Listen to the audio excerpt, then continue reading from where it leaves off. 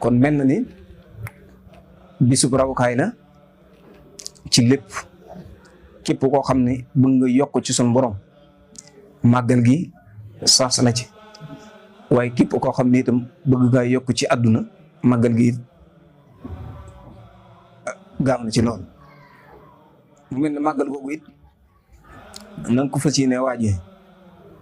di leen ci soñ yéen ñëpp waa ànd takku liggéeyal Cheikh Issa ci ngeen ñëwee ci pas-pas gu mat sëkk xam ne itam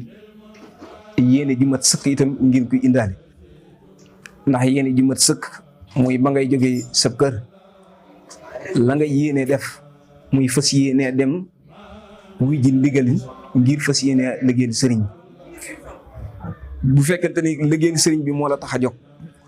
yu bari mën nga cee bañ a dugg ndax ñu bari dañuy réeree yëfi sëriñ ndax léeg-léeg dinañ dem sax bay caaxaane sëriñ bi te duñ ko yëg loolu it yàlla nañ ci yàlla musal. mu mel ne ku ci ne rek bisu màggal waru ci am jot benn nga nekk ci waañ ba wala benn nga yor say téere wala nga yor sa kurus di tudd yàlla